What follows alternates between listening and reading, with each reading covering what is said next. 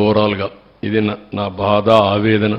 ఓసారి చాలా తపనిస్తుంది, చాలా కోపం వస్తుంది, ఇరిటేషన్ వస్తుంది. అయినా కూడా ఇది సరే, వీళ్ళ ప్రకటనలు అది వినాల్సిన పిల్లలు కూడా మీరు చాలాసార్లు విన్నారు. ఏంటి ఏనండి సరిపోతుంది. ప్రాజెక్టు పనులు మొదలైపోయాయి. ప్రాజెక్టు 2021 జూన్ నాటికి కంప్లీట్ చేస్తాము, నీళ్ళు ఇస్తామని కూడా ఖచ్చితంగా చెప్తాము. ప్రాజెక్టు మంచి స్పీడ్లో జరుగుతూ ఉంది. ప్రాజెక్టు బాగా కూడా పనిచేస్తూ ఉంది. బాగా కూడా వర్కులు కూడా జరుగుతూ ఉన్నాయి. అధ్యక్ష, ఈ ప్రాజెక్టు 1 మినిట్ మీరు అక్కడ మాట్లాడినప్పుడు చూశారు.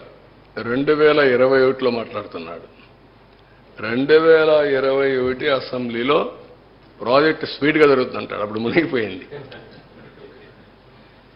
వీళ్ళని ఏం చేయాలంటే వీళ్ళు ముఖ్యమంత్రులుగా పెట్టుకోవడం అనేది మన దౌర్భాగ్యమే కదా. ఇదే అతను మాట్లాడే మాటలు. నెక్స్ట్ ఖరీఫ్ 2022 నాటికి నీళ్ళు ఇచ్చే పరిస్థితి తీసుకొని వస్తానని కూడా ఖచ్చితంగా కూడా చెప్తా ఉన్నాను అధ్యక్ష. ఆ అవరోధాలన్నీ కూడా అధిగమించి ఈ ప్రాజెక్టును 2023 ఖరీఫ్కు కల్లా ఈ ప్రాజెక్టు పూర్తి చేస్తామని చెప్పి చెప్తా ఉన్నాను.